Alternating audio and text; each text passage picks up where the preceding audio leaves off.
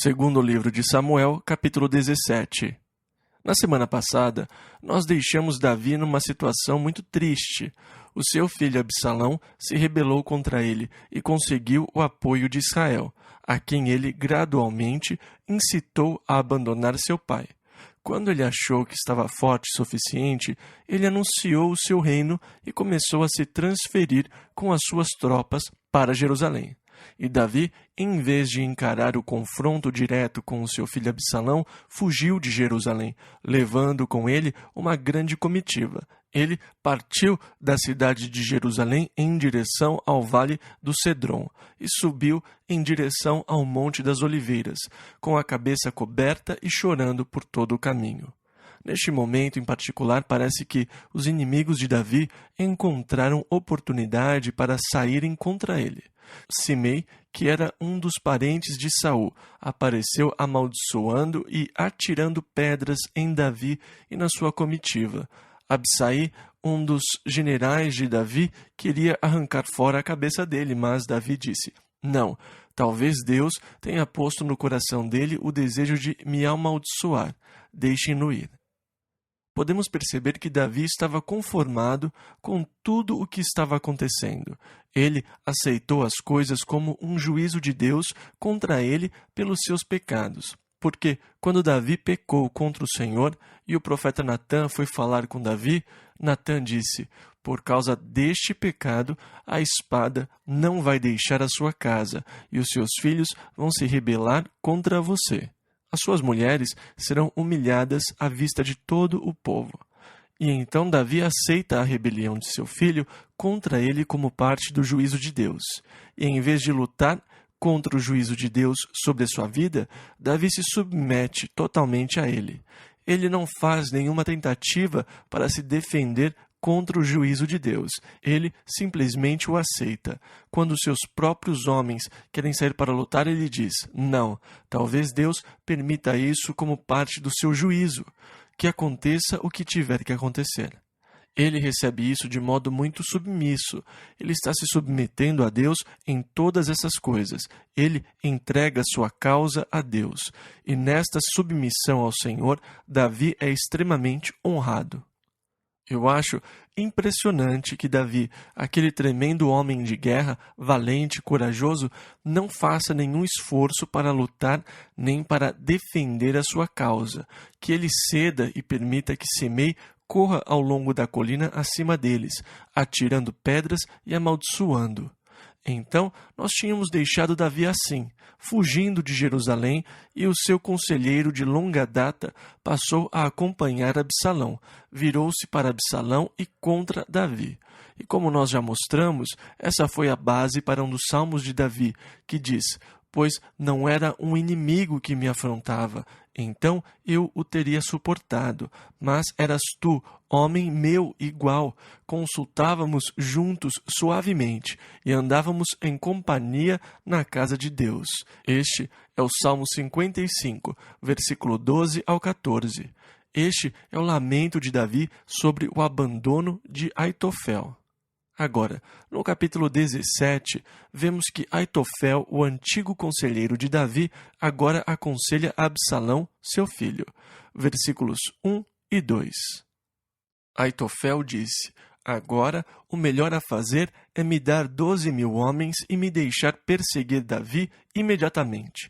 E nós o pegaremos enquanto ele ainda está fraco e cansado. E os homens que estão com ele vão fugir, e eu matarei só Davi." Ou seja, os demais, quando virem que Davi está morto, não terão mais motivos para lutar e vão se sujeitar a você como rei. Então, foi assim que Aitofel aconselhou Absalão. O conselho pareceu bom a todos os homens. O de atacar enquanto havia uma oportunidade, quando parecia o momento certo, enquanto Davi fugia.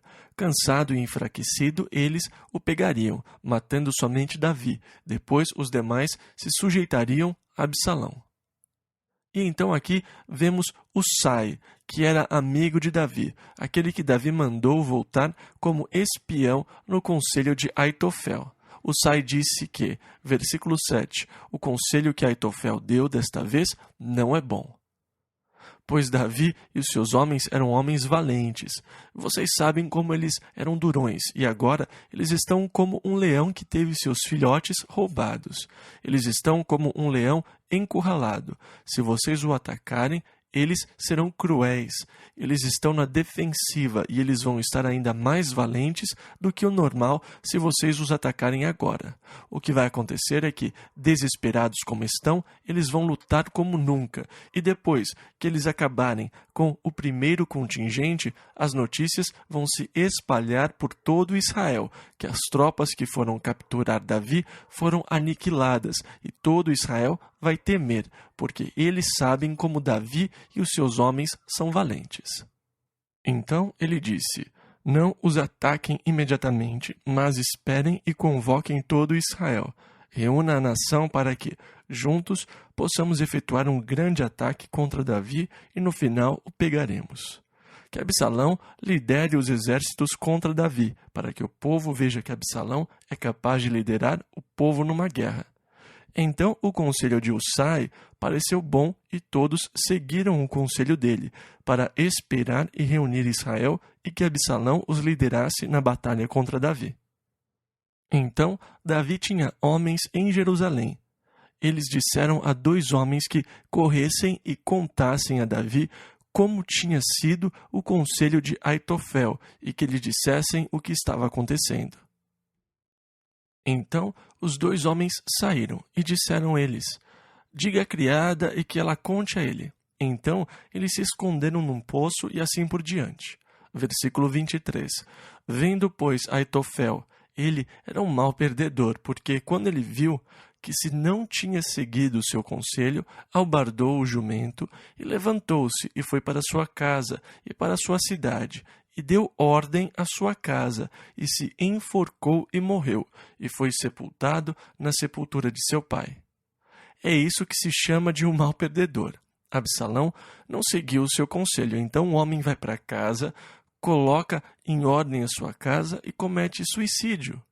Agora, Aitofel foi sábio o suficiente para perceber que Absalão era muito vaidoso e que o conselho de Husai estimulou a vaidade de Absalão.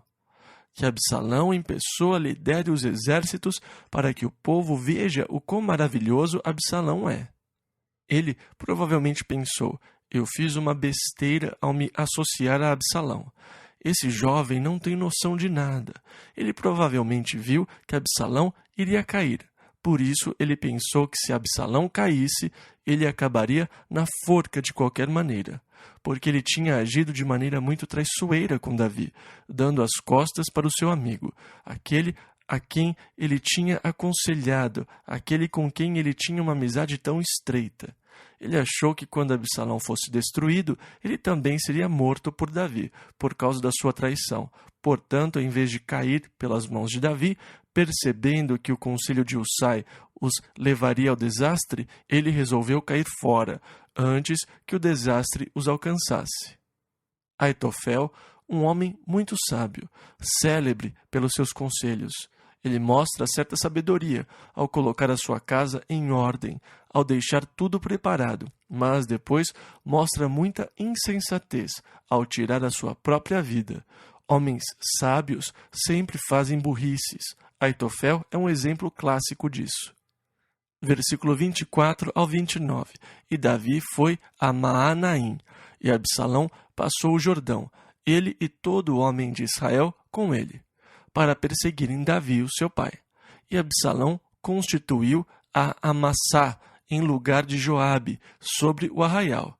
Agora, claro, Joabe era o capitão sobre os exércitos de Israel, sob o comando de Davi, Joabe e o seu irmão Absai.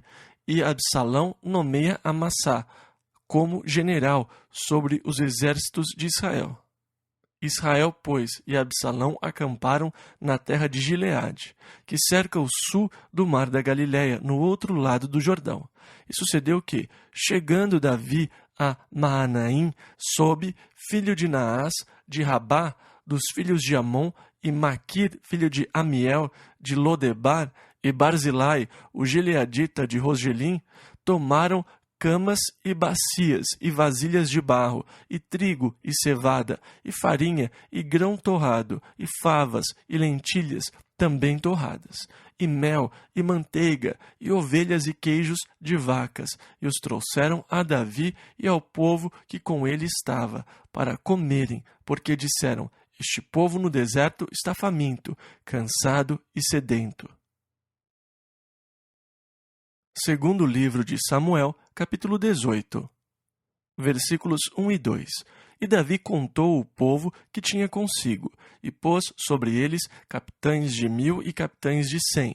E Davi enviou o povo, um terço sob o mando de Joabe, e outro terço sob o mando de Abisai, filho de Zeruia, irmão de Joabe, o outro terço sob o mando de Itai, o giteu. E disse o rei a um povo: eu também sairei convosco. Então agora Davi está se preparando para se defender. Ele divide o povo que estava com ele, os homens de guerra, em 3 grupos, e Davi se oferece para ir com eles. Eles disseram: não, você não deveria ir conosco para a batalha. Fique aqui, porque é você quem eles querem. Se nós falharmos na batalha, não vai fazer nenhuma diferença. Eles não estarão atrás de nós. Eles só estão atrás de você. E se você estiver lá, você vai se colocar em perigo, porque é você que eles querem. Nós iremos e vamos lutar por você. Versículo 5. E o rei deu ordem a Joabe e a Abisai e a Itai, dizendo: brandamente tratai, por amor de mim, ao jovem Absalão.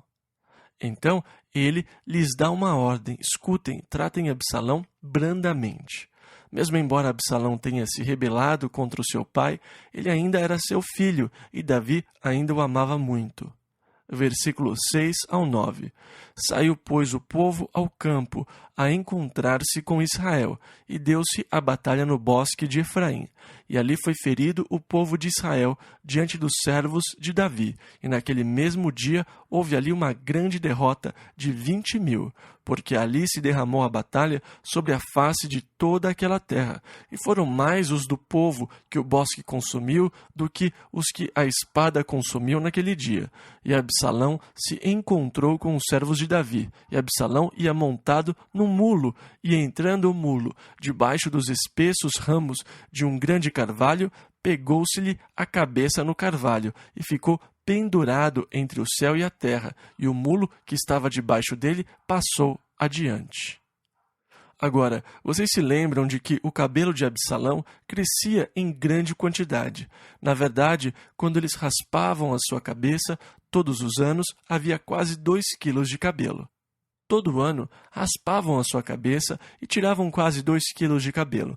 Então, o cabelo pode ser algo atraente, mas para Absalão isso foi um desastre, pois quando ele estava montado no seu mulo, cavalgando sob os galhos de um grande carvalho, o seu cabelo ficou preso no carvalho, e o mulo continuou, e ele ficou balançando preso pelo cabelo no galho do carvalho. Versículo 10 ao 13. E que, vendo um homem, fez saber a Joabe e disse: eis que vi a Absalão pendurado num carvalho. Então disse Joabe ao homem que lhe fizera saber: pois que o viste, por que o não feriste logo ali em terra? E forçoso seria eu dar-te 10 moedas de prata e um cinto. Disse, porém, aquele homem a Joabe: ainda que eu pudesse pesar nas minhas mãos 1000 moedas de prata, não estenderia minha mão contra o filho do rei, pois bem ouvimos que o rei te deu ordem a ti, e a Abisai, e a Itai, dizendo: guardai-vos, cada um de vós, de tocar no jovem Absalão, ainda que cometesse mentira a risco da minha vida, nem por isso coisa nenhuma se esconderia ao rei, e tu mesmo te oporias. Então o rapaz disse: ei, você acha que eu sou louco? Eu conheço Davi. Eu sei que não se pode esconder nada dele. Ele não quer que toquem no seu filho Absalão, e você mesmo iria testemunhar contra mim. Versículo 14 ao 17. Então disse Joabe: não me demorarei assim contigo aqui. E tomou 3 dardos e traspassou com eles o coração de Absalão, estando ele ainda vivo no meio do carvalho. E o cercavam 10 moços, que levaram as armas de Joabe, e feriram Absalão e o mataram. Então tocou Joabe a buzina e voltou o povo de perseguir a Israel, porque Joabe deteve o povo. E tomaram a Absalão e o lançaram no bosque, numa grande cova, e levantaram sobre ele um muito grande montão de pedras, e todo o Israel fugiu, cada um para sua tenda. Nós lemos que Absalão, em vida, ergueu uma espécie de torre, um monumento ao qual ele deu o seu próprio nome. O pilar é chamado Pilar de Absalão. Agora, existe em Jerusalém, hoje no Vale de Cedron, abaixo do lugar que eles chamam de Pináculo do Templo, que fica no monte onde Herodes construiu o templo, lá embaixo, no fundo do Vale do Cedron, há uma espécie de sepultura, um monumento chamado de Torre de Absalão. Mas a maioria dos arqueólogos mais renomados diz que ele data de um período posterior ao de Absalão e que, na verdade, não é a torre mencionada aqui. Entretanto, por darem um nome bíblico ao lugar, muitas pessoas vão visitá-lo. Mas Absalão ergueu um pilar, um monumento no vale, pois ele disse: "Eu não tenho filhos para que se lembrem do meu nome." Agora, isto é interessante porque as Escrituras dizem que ele teve 2 filhos. Então, ou seus filhos morreram jovens, ou ele construiu o pilar antes dos seus filhos nascerem. Uma dessas 2 opções. Nós não sabemos o que aconteceu. Versículo 19 ao 28. Então disse Aimaas, filho de Zadok, a Joabe: "Deixa-me correr, e denunciarei ao rei que já o Senhor o vingou da mão de seus inimigos." Mas Joabe lhe disse: "Tu não serás hoje o portador de novas, porém outro dia as levarás, mas hoje não darás a nova, porque é morto o filho do rei." E disse Joabe a Cuse: "Vai tu e dize ao rei o que viste." Cuse se inclinou a Joabe e correu, e prosseguiu Aimaas, filho de Zadok, e disse a Joabe: "Seja o que for, deixa-me também correr após Cuse." E disse Joabe: "Para que agora correrias tu, meu filho, pois não tens mensagem conveniente?" "Seja o que for," disse Aimaas, "correrei." E Joabe lhe disse: "Corre." E Aimaas correu pelo caminho da planície, e passou a Cuse. E Davi estava assentado entre as 2 portas, e a sentinela subiu ao terraço da porta junto ao muro, e levantou os olhos e olhou, e eis que um homem corria só. Gritou, pois, a sentinela e o disse ao rei: "Se vem só, há novas em sua boca." E vinha andando e chegando. Então viu a sentinela outro homem que corria, e a sentinela gritou ao porteiro e disse: "Eis que lá vem outro homem correndo só." Então disse o rei: "Também traz este novas." Disse mais a sentinela: "Vejo o correr do primeiro, que parece ser o correr de Aimaas, filho de Zadok." Então disse o rei: "Este é homem de bem, e virá com boas novas." Gritou, pois, Aimaas, e disse ao rei: "Paz." E inclinou-se ao rei com o rosto em terra, e disse: "Bendito seja o Senhor, que entregou os homens que levantaram a mão contra o rei, meu senhor." Ele estava dizendo: "Está tudo bem, Deus cuidou dos homens que se levantaram contra você." Versículo 29. Então disse o rei: "Vai bem com o jovem, com Absalão?" E disse Aimaas: "Vi um grande alvoroço." Bem, e quanto a Absalão? Bem, na verdade, eu não sei, eu só vi a multidão. Ele disse: "Saia daqui, porque o bom e velho Cuse estava chegando." Agora, eu acho isso muito interessante. Aimaas era um excelente corredor. Ele corria muito bem. Ele foi mais rápido que Cuse, mas o seu problema era não ter mensagem nenhuma. Agora, não importa o quanto você corra, você tem que ter uma mensagem quando chegar lá. Eu acho que muitas vezes alguns de nós cometemos o mesmo erro. Nós dizemos: "Eu quero correr, eu quero servir o Senhor. Eu quero sair e servir ao Senhor." Eu aceitei o Senhor 2 semanas atrás. Nós saímos prematuramente antes de ter alguma coisa para poder compartilhar, mas nós ficamos tão ansiosos que nos envolvemos em áreas onde ainda não estamos qualificados. Eu vejo isso acontecer com muita frequência. As pessoas chegam dizendo: "Deixe-me ir, eu quero compartilhar." Não importa quão rápido você corra, o importante é ter uma mensagem quando você chegar lá, ter algo para compartilhar. É por isso que nós sempre dizemos: não, espere e aprenda, sente-se e prepare-se, cresça no conhecimento, para que quando você sair, você tenha uma mensagem para compartilhar. No versículo 31 ao 33. Então Cuse disse a Davi que o seu filho Absalão tinha sido morto na batalha. E Davi ficou muito comovido. Ele subiu para sua sala acima da porta e, enquanto subia, ele chorava, dizendo: meu filho Absalão, meu filho Absalão. Quem me dera que eu morrera por ti, Absalão, meu filho, meu filho. Segundo livro de Samuel, capítulo 19. Davi sofreu muito pelo seu filho Absalão. Ele ficou no seu quarto chorando por causa da sua morte. Versículo 1 ao 8. E disseram a Joabe: eis que o rei anda chorando e lastima-se por Absalão. Então a vitória se tornou naquele mesmo dia em tristeza por todo o povo, porque naquele mesmo dia o povo ouvira dizer: muito triste está o rei por causa de seu filho. E naquele mesmo dia o povo entrou às furtadelas na cidade, como o faz quando o envergonhado foge da peleja. Estava, pois, o rei com o rosto coberto, e o rei gritava a alta voz: meu filho Absalão, Absalão, meu filho, meu filho.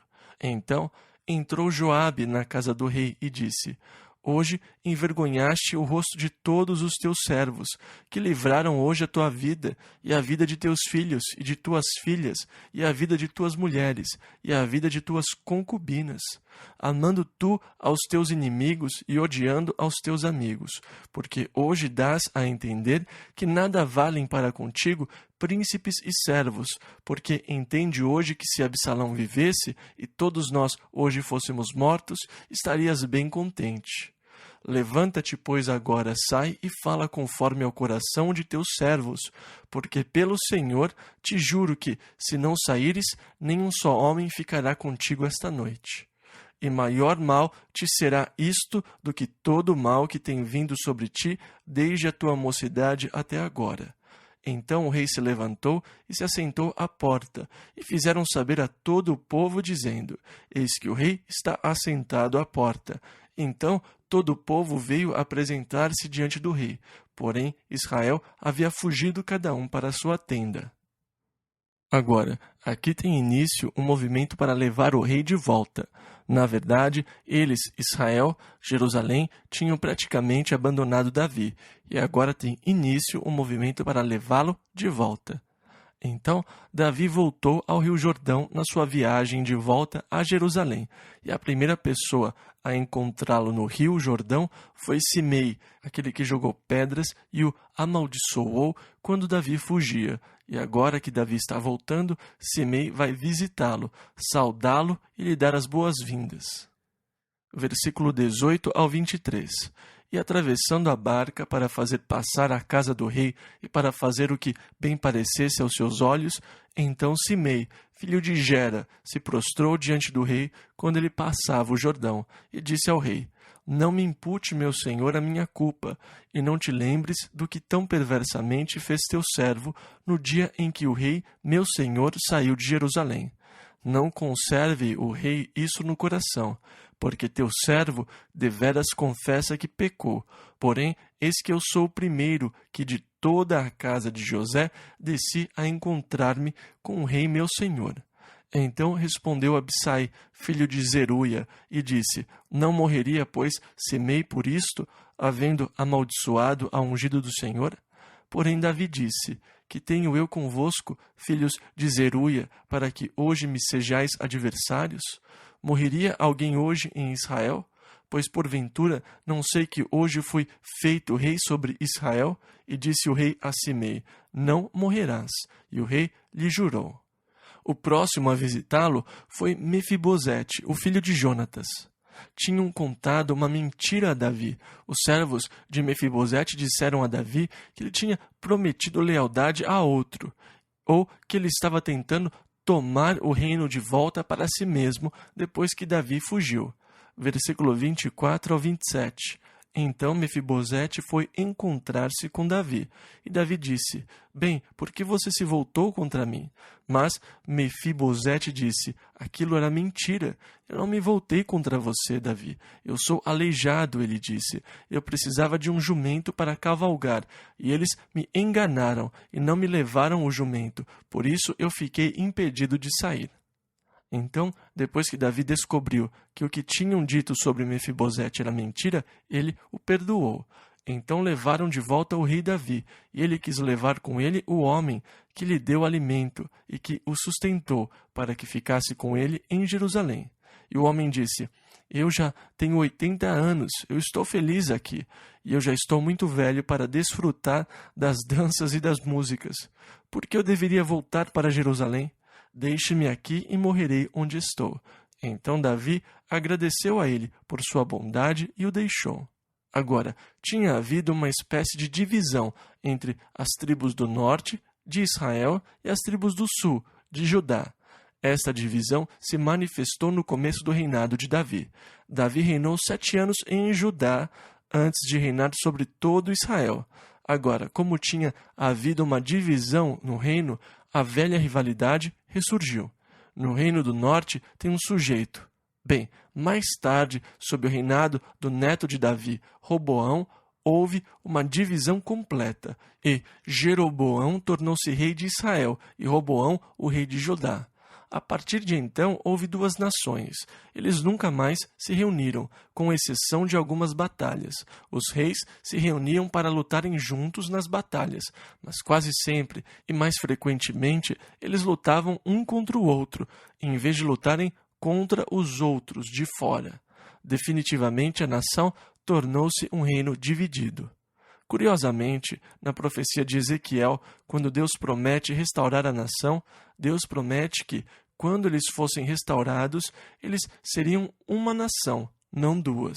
E claro, desde 1948, na restauração da nação de Israel, você não tem mais a tribo do norte contra a tribo do sul.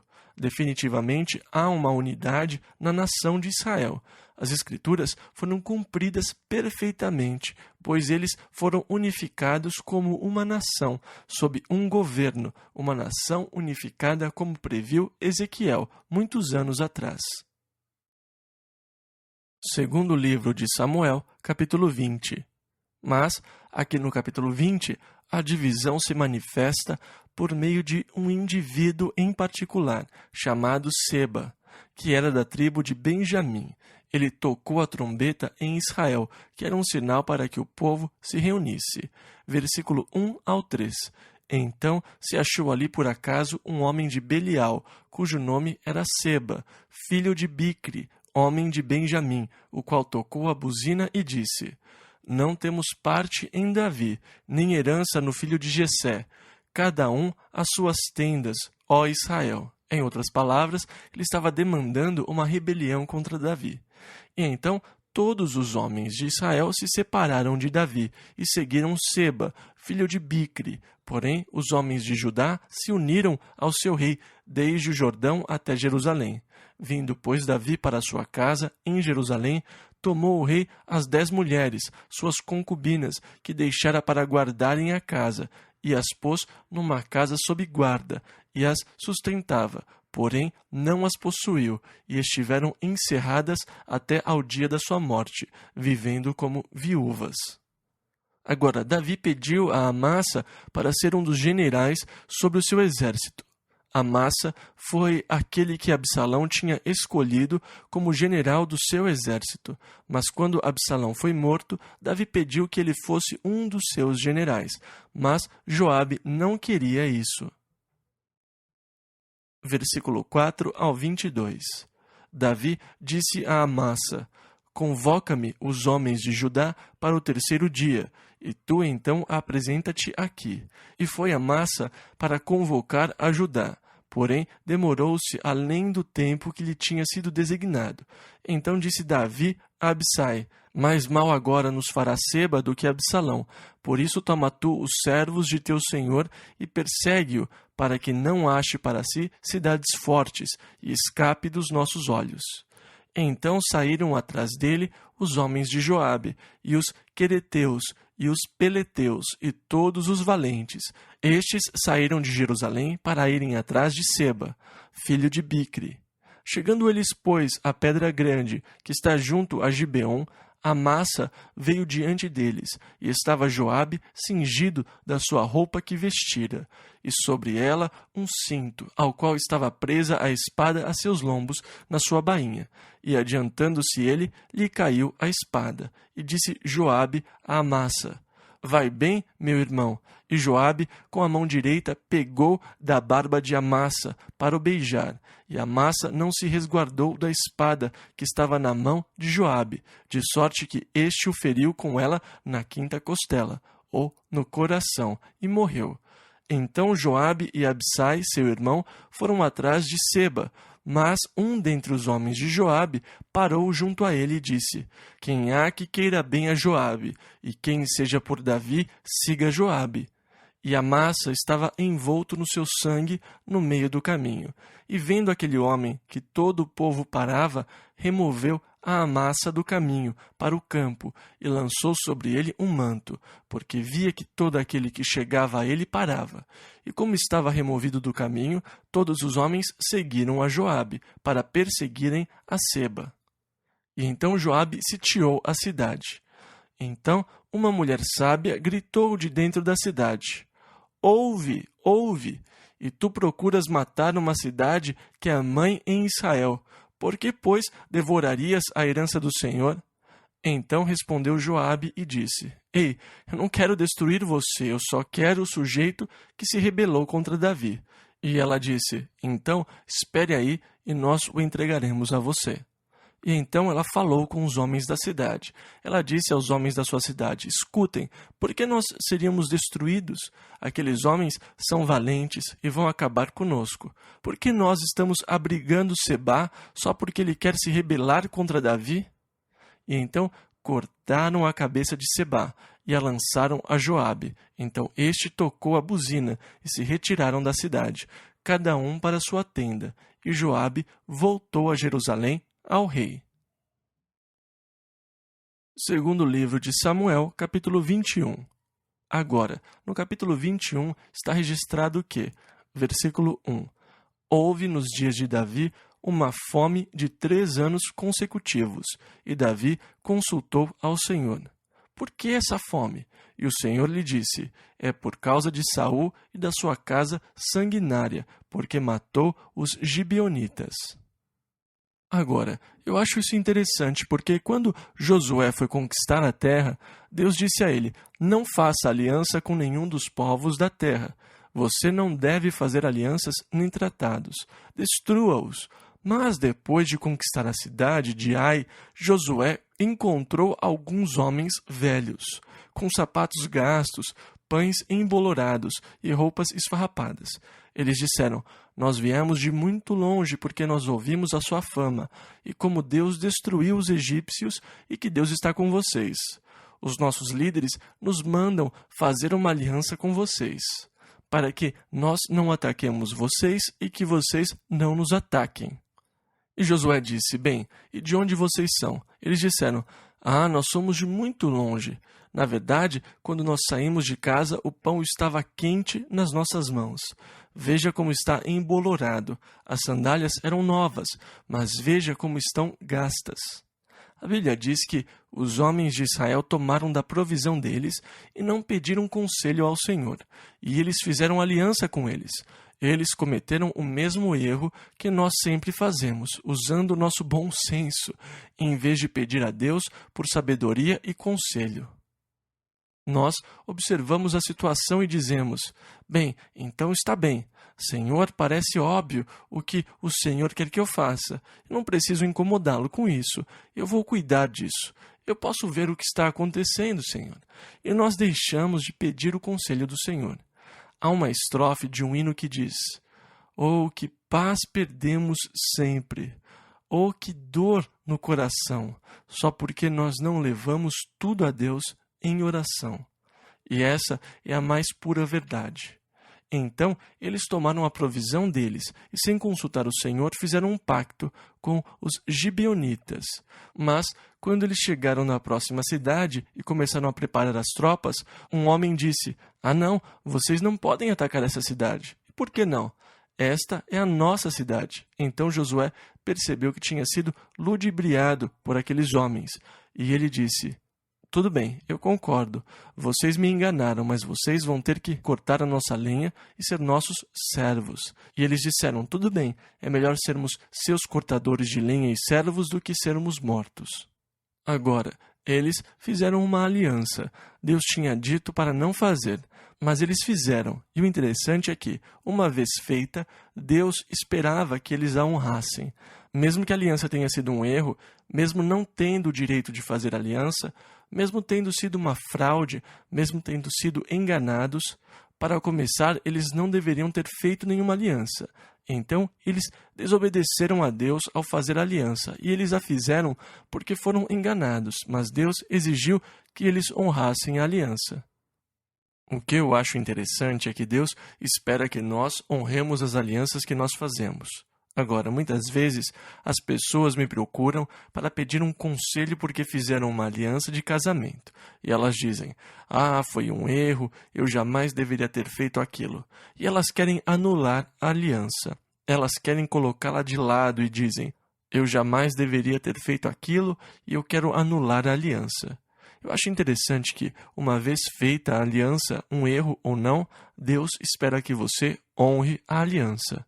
Mas Saul quebrou a aliança com o povo de Gibeon. Ele começou a matar alguns deles, e mais tarde, anos depois, sob o reinado de Davi, estando Saul morto há muitos anos, ele estava morto há pelo menos 30 anos a essa altura, a fome ataca a nação. E Davi consultou ao Senhor, e o Senhor disse: "Este juízo é porque Saul quebrou a aliança com os gibeonitas, matando muitos deles." Versículo 3 a 8. Disse, pois, Davi aos gibeonitas: "Que quereis que eu vos faça? E que satisfação vos darei para que abençoeis a herança do Senhor?" Então os gibeonitas lhe disseram: "Não é por prata nem ouro que temos questão com Saul e com sua casa, nem tampouco pretendemos matar pessoa alguma em Israel."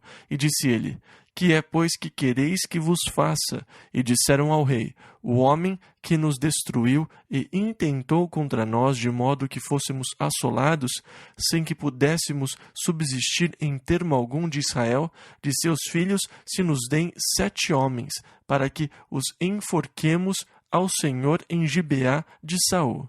Gibeá, a cidade onde morava Saul, o eleito do Senhor. E disse o rei: "Eu os darei." Porém o rei poupou a Mefibosete, filho de Jonatas, filho de Saul, por causa do juramento do Senhor que entre eles houvera, entre Davi e Jonatas, filho de Saul.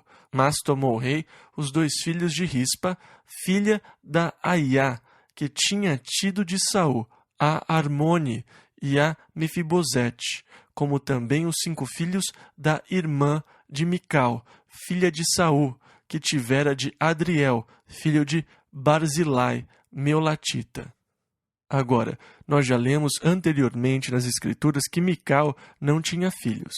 Foi uma espécie de punição de Davi porque ela tinha zombado dele quando ele dançou diante do Senhor no dia que ele trouxe a Arca da Aliança de Kiriat Jearim para Jerusalém. Ele estava dançando diante do Senhor, e quando ele chegou em casa, ele estava muito emocionado, feliz. Ele iria abençoar a sua família, mas ela disse: "Aham, que lindo! Você estava dançando com todas aquelas pessoas hoje, como se você fosse um plebeu." E Davi disse: "Eu vou ser ainda mais plebeu que isto", e outras coisas mais. Ele se recusou a ter relações com ela. Ela não teve filhos até o dia da sua morte. Então, se você voltar para ler os relatos, você vai ver que os 5 filhos eram de Merabe, que era filha de Saul, e que originalmente deveria ter sido dada como esposa a Davi, por ele ter matado Golias. Vocês lembram que Saul disse: "Se alguém matar o gigante, eu darei a minha filha e grandes recompensas." E assim por diante. Merabe era a filha de Saul que ele deveria ter dado a Davi, mas Saul trapaceou e lhe deu outra filha. Ela, Merabe, teve 5 filhos. Então, dos homens que foram entregues aos gibeonitas para serem enforcados, 5 deles eram filhos de Merabe, a mulher que originalmente deveria ter sido mulher de Davi. E ele entregou mais outros 2 filhos de Saul, que eram filhos de uma das suas concubinas. Versículo 19 ao 14. E os entregou na mão dos gibeonitas, os quais os enforcaram no monte, perante o Senhor. E caíram estes 7 juntamente, e foram mortos nos dias da cega, nos dias primeiros, no princípio da cega das cevadas. Então Rispa, filha de Aiá, cujos 2 filhos foram enforcados, tomou um pano de cilício e estendeu-lhe sobre uma penha, desde o princípio da cega até que a água do céu caiu sobre eles, e não deixou as aves do céu pousar sobre eles de dia, nem os animais do campo de noite. E foi contado a Davi o que fizera Rispa, filha de Aiá, concubina de Saul. Então Davi fez subir os ossos de Saul e os ossos de Jonatas, seu filho, e ajuntaram também os ossos dos enforcados. Enterraram os ossos de Saul e de Jonatas, seu filho, na terra de Benjamim, em Zelá, na sepultura de seu pai Quis. E agora no versículo 15, nós descobrimos que, versículo 15 ao 17, tiveram mais os filisteus uma peleja contra Israel, e desceu Davi, e com ele os seus servos, e tanto pelejaram contra os filisteus, que Davi se cansou. E Isbi-Benob, que era dos filhos do gigante, cuja lança pesava 300 siclos de cobre, e que cingia uma espada nova, intentou ferir a Davi. Porém, Absai, filho de Zeruia, o socorreu e feriu o filisteu, e o matou. Então os homens de Davi lhe juraram, dizendo: Nunca mais sairás conosco à peleja, para que não apagues a lâmpada de Israel. Então Davi está ficando um pouco velho para lutar. Ele está lá, mas está fora de forma, começando a se cansar demais, e o filho de Golias quase o pegou, mas Absai o socorreu. Então, a partir daqui, eles não permitiram mais que Davi fosse lutar. Há um registro sobre a morte dos demais parentes de Golias, dos gigantes filisteus, daqueles que tinham 6 dedos em cada mão e em cada pé. Cada um deles tinha 24 dedos no total. Segundo livro de Samuel, capítulo 22. Aqui no capítulo 22, nós temos a canção do livramento de Davi. Este é um salmo que não está nos Salmos, mas está aqui em 2 Samuel, e é como um salmo. É um dos salmos de Davi sobre o livramento de Deus. Versículo 1 ao 4. E falou Davi ao Senhor as palavras deste cântico, no dia em que o Senhor o livrou das mãos de todos os seus inimigos e das mãos de Saul. Disse, pois, o Senhor é o meu rochedo, e o meu lugar forte, e o meu libertador. Deus é o meu rochedo, nele confiarei, o meu escudo e a força da minha salvação, o meu alto retiro e o meu refúgio. Ó meu Salvador, da violência me salvas. O Senhor, digno de louvor, invocarei, e de meus inimigos ficarei livre. E Davi continua a escrever este lindo salmo, que fala sobre o socorro de Deus. Quando ele estava angustiado e aflito, ele clamou ao Senhor. O Senhor o ouviu e mandou socorro. No versículo 29, Davi declara, versículo 29 ao 31. Porque tu, Senhor, és a minha lâmpada, e o Senhor ilumina as minhas trevas. Porque contigo passo pelo meio de um esquadrão. Pelo meu Deus, salto um muro. O caminho de Deus é perfeito, e a palavra do Senhor refinada, e é o escudo de todos os que nele confiam. É um salmo lindo. Eu sugiro que vocês o leiam e apreciem como apreciam os outros salmos. Segundo livro de Samuel, capítulo 23. E aqui, no capítulo 23, temos os versículos 1 e 2. E estas são as últimas palavras de Davi. Diz Davi, filho de Jessé, e diz o homem que foi levantado em altura, o ungido do Deus de Jacó, e o suave em salmos de Israel.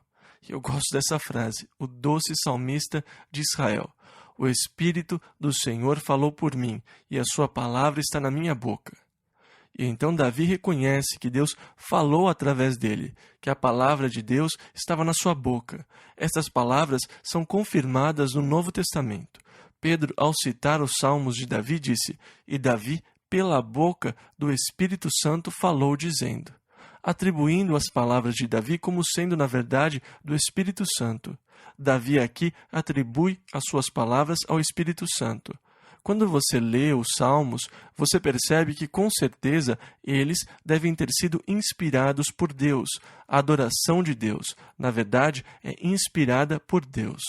O Espírito do Senhor falou por mim, e a sua palavra está na minha boca. Versículo 3. Disse o Deus de Israel, a rocha de Israel a mim me falou. Haverá um justo que domine sobre os homens, que domine no temor de Deus. Eu queria que isso fosse lido em algum momento nas cerimônias de posse de todo líder no nosso país. Qualquer um que governe sobre o homem deve fazê-lo em justiça e no temor de Deus. Haveria um ambiente totalmente diferente hoje se os nossos líderes governassem no temor de Deus. O problema com o homem é que ele não consegue lidar com a sua autoridade. Se você não acredita, vá a uma das reuniões do Conselho Municipal, da Câmara Municipal, nas noites de segunda-feira e veja como eles se comportam como pequenos deuses que querem que todos se curvem a eles, que querem ser reverenciados. Venham a mim, esperando que todos os tratem com toda a dignidade. A mesma coisa acontece nos governos locais, e isso fica ainda pior nos escalões mais altos. Eu fico absolutamente horrorizado com a corrupção que existe nos governos locais. E o que nós vemos nos governos locais é muito pequeno se comparado ao que você vê quando observa as camadas mais altas do governo, porque o homem é totalmente incapaz de governar, porque ele não consegue fazê-lo no temor de Deus. Você começa a pensar que você é autoridade, porque as pessoas o procuram constantemente atrás de favores. As pessoas constantemente dizem como você é maravilhoso e elas o exaltam para tentar conseguir favores, e você começa a se colocar no lugar de quem toma as decisões em autoridade, sem levar em conta Deus e o fato de que um dia você vai ter que prestar contas a Ele por cada decisão que você tomou. Porque se você está ocupando um cargo de liderança, você na verdade está representando Deus, porque você governa a vida das pessoas. Todo homem que governa sobre outros homens deveria fazê-lo em justiça e no temor de Deus. Davi disse: "Veio a mim poderosamente do Senhor." O governo de Davi foi marcado por justiça e pelo temor de Deus. Davi cometeu erros, é verdade, mas ele tinha consciência da sua responsabilidade para com Deus. E essa é uma coisa que todo líder, todo governante precisa estar ciente, da sua responsabilidade para com Deus. Um dia ele vai prestar contas a Deus. Muitas vezes há um desejo de fugir desta vida urbana. Ah, se eu pudesse ir morar no campo. Ah, se eu pudesse me mudar para a região central da Califórnia, para uma daquelas cidadezinhas interioranas, onde as coisas são puras e limpas. Eu tenho um amigo que assumiu o cargo de chefe de polícia numa dessas lindas cidadezinhas do interior, na região central da Califórnia. Ele está tendo muito trabalho com os políticos corruptos que tentam lhe dizer quem ele pode prender e quem ele não pode. Que ele deveria deixar passar alguns crimes que estão ocorrendo na cidade. Se determinadas pessoas da cidade pararem o carro no lugar errado, elas não devem receber a multa. Então ele simplesmente parou de multar. E então foram correndo e extremamente irritados. "Por que você não está multando?" E ele disse: "Eu não posso fazer seleção no cumprimento da lei." A corrupção, ela está em todo lugar, porque o homem não tem o temor de Deus no seu coração e não reconhece que ele tem responsabilidade para com Deus. Quando o homem se torna seu próprio objetivo, você tem a pior forma de corrupção. É solo fértil para a corrupção. Eu tenho amigos em Sacramento que dizem que não importa quão sincero e honesto você seja, sacramento tem a capacidade de corromper o mais honesto dos homens em 3 meses. O governo humano é corrupto até a medula.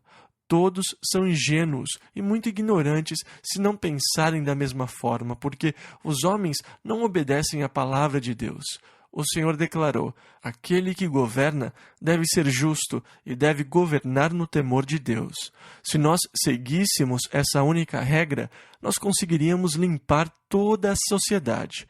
Se aqueles que estão governando o fizessem no temor de Deus, toda a corrupção no governo acabaria.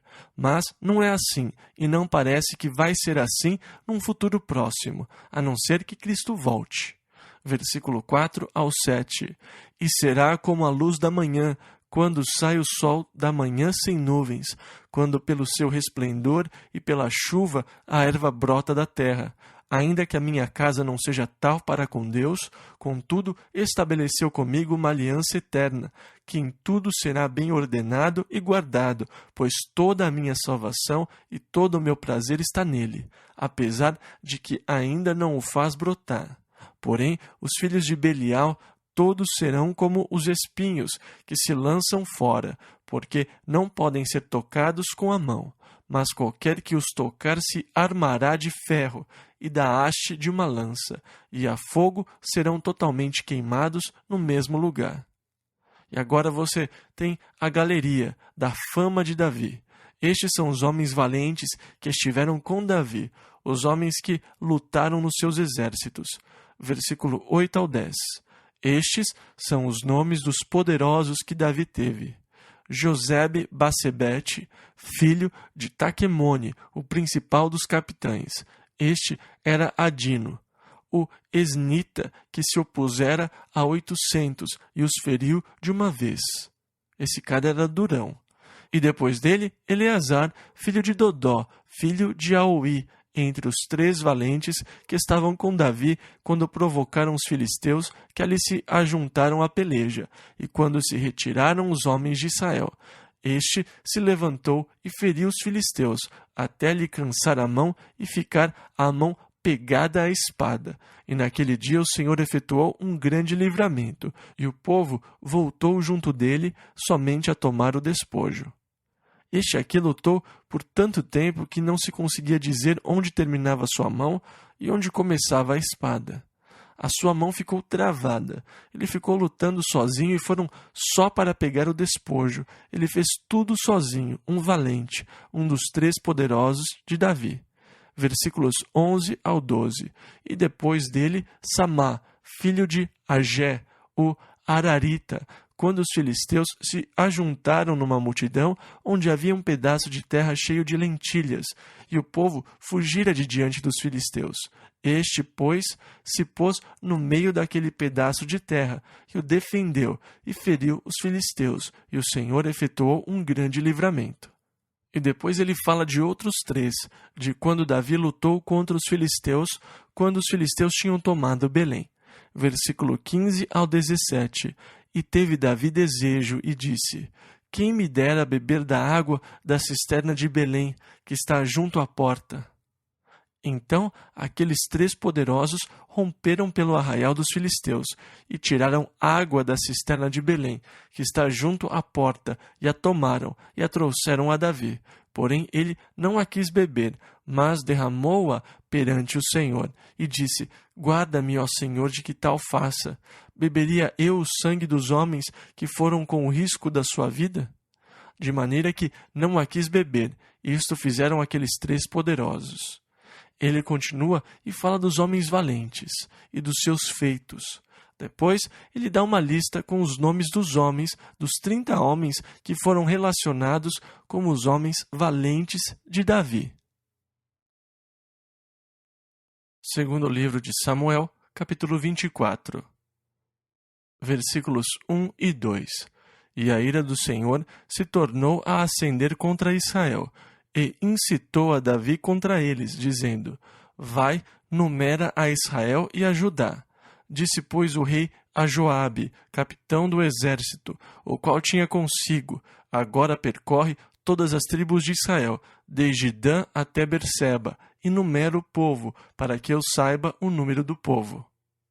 Agora, Joabe legitimamente se opôs à contagem do povo. Ele falou: por que você precisa saber quantas pessoas há?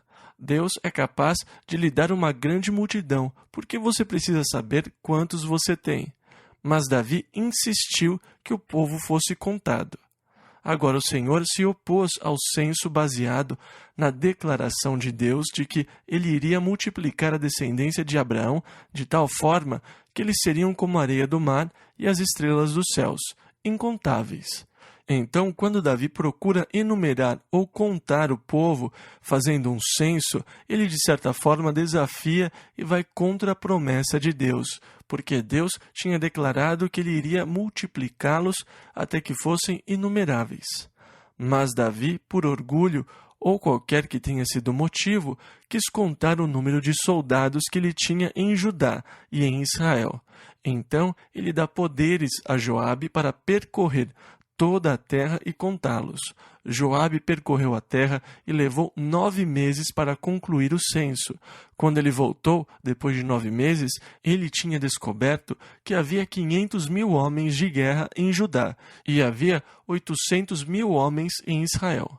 Versículo 10. E pesou o coração de Davi, depois de haver numerado o povo, e disse Davi ao Senhor: muito pequei no que fiz, porém agora, ó Senhor, peço-te que perdoes a iniquidade do teu servo, porque tenho procedido muito loucamente. Então, depois que tudo terminou, Davi percebeu a insensatez, e vê o seu pecado e pede perdão. Versículo 12 ao 17. Vai e dize a Davi: assim diz o Senhor: 3 coisas te ofereço, escolhe uma delas para que te faça. Foi, pois, Gade a Davi, e fez-lhe saber, e disse-lhe: queres que 7 anos de fome te venham à tua terra? Ou que por 3 meses fujas de teus inimigos e eles te persigam? Ou que por 3 dias haja peste na tua terra? Delibera agora e vê que resposta hei de dar ao que me enviou. Então disse Davi a Gade: bem, eu não quero cair nas mãos dos meus inimigos, porque eles são impiedosos. Eu estou em grande angústia, porém caiamos nas mãos do Senhor, porque muitas são as suas misericórdias, mas nas mãos dos homens não caia eu. Então eu escolho os 3 dias de peste. Então o anjo do Senhor enviou a praga e começou a ferir os homens de Israel. Então enviou o Senhor a peste a Israel, desde a manhã até o tempo determinado, e desde Dan até Berseba morreram 70.000 homens do povo. Estendendo, pois, o anjo a sua mão sobre Jerusalém para o destruir, o Senhor se arrependeu daquele mal, e disse ao anjo que fazia destruição entre o povo: basta, agora retira tua mão. E o anjo do Senhor estava junto à ira de Araúna, o Jebuseu. E vendo Davi ao anjo que feria o povo, falou ao Senhor, dizendo: eis que eu sou o que pequei, e eu que iniquamente procedi. Porém, estas ovelhas que fizeram?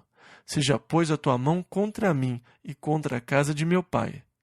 Ou seja, Senhor, fui eu que pequei. O que este povo fez? Eles são pobres ovelhas, eles não fizeram nada. E Davi busca o Senhor. Na verdade, se você voltar ao primeiro versículo, verá que o Senhor estava irado contra Israel, sem dúvida por causa da sua apostasia. Deus procurou retaliação contra Israel. Versículo 18 ao 24. E Gade veio naquele mesmo dia a Davi e disse-lhe: sobe, levanta ao Senhor um altar na eira de Araúna, o Jebuseu. Davi subiu conforme a palavra de Gade, como o Senhor lhe tinha ordenado. E olhou Araúna, e viu que vinham para ele o rei e os seus servos. Saiu, pois, Araúna e inclinou-se diante do rei, com o rosto em terra. E disse Araúna: por que vem o rei meu senhor ao seu servo? E disse Davi: para comprar de ti esta eira, a fim de edificar nela um altar ao Senhor, para que este castigo cesse de sobre o povo. Então disse Araúna a Davi: tome e ofereça ao rei meu senhor o que bem parecer aos seus olhos. Eis aí bois para o holocausto, e os trilhos, e o aparelho dos bois para a lenha. Porém o rei disse a Araúna: Não, mas por preço justo te comprarei, porque não oferecerei ao Senhor, meu Deus, holocaustos que não me custem nada. Eu acho esse princípio de Davi muito interessante. Nós falamos sobre fazer sacrifícios a Deus, mas nós não entendemos o que é sacrificar ao Senhor. Pouquíssimas pessoas realmente sacrificam quando dão a Deus. Normalmente as pessoas dão da sua fartura. Muitos poucos sacrificam ou dão sacrificialmente a Deus. Muitas vezes nós damos ao Senhor o que não nos custa nada. Na verdade, não há custo algum. Eu não me privei de nada. Se eu tiver que me privar de alguma coisa, eu penso 2 vezes antes de dar a Deus. Na verdade, pouquíssimas pessoas estão dispostas a dar sacrificialmente a Deus, a dar a Deus o que lhes custa alguma coisa. Na verdade, eu acho que o pobre sempre dá mais a Deus do que o rico, assim como quando Jesus estava com os seus discípulos observando as pessoas depositarem suas ofertas no tesouro. O rico chegou dando grandes ofertas e todos ao redor diziam: "Uau, puxa, veja!" E uma pobre viúva chegou e colocou as suas moedas, o que hoje seria meio centavo. Você consegue comparar 60 moedas daquelas com 1 centavo? E quando a viúva depositou a sua oferta, Jesus virou para os discípulos e disse: Vocês viram? Ela deu mais do que todos os outros. O que o senhor quer dizer, mestre? O senhor está brincando? Não, eu não estou brincando. Ela colocou tudo o que ela tinha. Aquilo era todo o seu sustento. Era tudo o que ela possuía. Aquilo lhe custou muito. Os demais estão dando do que lhes sobram. Não lhes custa nada dar. Eles dão do excedente. Eles dão da sua fartura, aquilo que não lhes custa nada. Ela deu ao Senhor o seu próprio sustento. Aquilo lhe custou muito. É assim que o Senhor avalia. Por isso, os pobres serão os ricos no reino de Deus, porque eles dão ao Senhor o que lhes custa muito. Eles tiram do seu próprio sustento. Enquanto o rico, embora a oferta seja de muitos dólares, embora eles deem muito, Deus não conta em quantidade de dólares. Deus avalia o quanto aquilo lhes custou. Davi declara: Eu não oferecerei a Deus holocaustos que não me custem nada. Eu acho que isso é um exemplo, um excelente princípio. O que nós damos a Deus deve nos custar alguma coisa, para que seja uma verdadeira oferta de sacrifício. Versículos 24 e 25. Assim Davi comprou a eira e os bois por 50 siclos de prata, e edificou ali Davi ao Senhor um altar, e ofereceu holocaustos e ofertas pacíficas.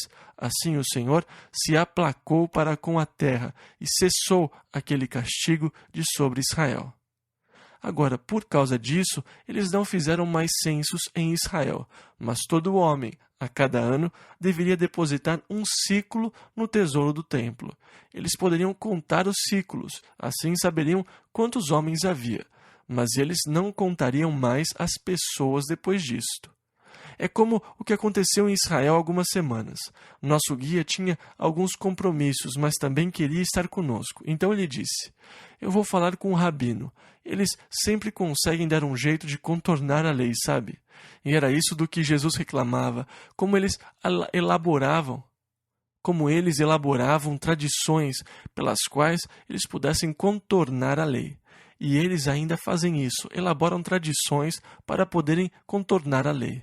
No sábado, você não pode usar dinheiro.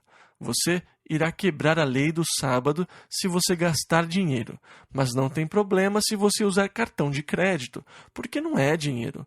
Então você tem pequenas nuances pelo caminho pelas quais você consegue contornar a lei. Ele disse que o rabino iria dar um jeito. Bem, se você fizer assim e assim, você não vai estar violando a lei. Você está limpo. E hoje, no judaísmo ortodoxo, eles ainda se recusam a ser contados. Agora, se você estiver numa festa ou reunião e for jogar um jogo em que as pessoas na sala devem ser contadas, como você não pode contar as pessoas, você diz: bem, você não é 1, você não é 2, você não é 3, você não é 4, você não é 5. Eles não estão contando. Para tudo dá-se um jeito. É triste que a carreira de Davi termine numa tragédia. Mas depois do pecado com Batseba, houve uma punição. O profeta disse: O Senhor perdoou os teus pecados, mas a espada não se apartará da tua casa. Os teus filhos se levantarão contra você. Primeiro, Absalão levantou-se contra ele, e na próxima semana, Adonias se levantará contra ele. A espada, a rebelião das tribos do norte, os ataques dos filisteus. A espada esteve lá constantemente. Sim, ele está perdoado, mas o preço que ele pagou pelos seus pecados foi grande. Isso deveria nos fazer pensar 2 vezes antes de cogitarmos pensar em pecar. Deus vai perdoar, claro, mas às vezes o preço que tem que ser pago é muito alto.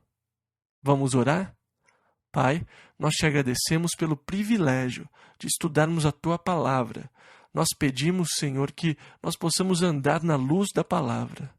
Dá-nos, Pai, um entendimento mais rico e mais pleno do Teu propósito, do Teu plano, do Teu amor, ao revelá-los aos nossos corações pela Tua Palavra. Senhor, que nós consigamos examinar a nós mesmos e as nossas vidas, que nós possamos andar prudentemente diante de Ti. Pai, nós pedimos que Tu nos ajudes a examinarmos o que nós damos a Ti. Senhor, que nós não venhamos a dar o que foi rejeitado, mas o que nos tem valor. Em nome de Jesus, amém. Vamos ficar em pé. Que o Senhor esteja com vocês. Que o Senhor os guarde essa semana. Que o Senhor os abençoe. Que Ele os encha com seu amor, com o seu Espírito, com a sua graça. Que vocês possam mostrar a graça de Deus nas suas condutas. Que vocês manifestem o Espírito, a natureza de Jesus Cristo no seu relacionamento com outros. Que vocês andem como Ele andou, em nome de Jesus.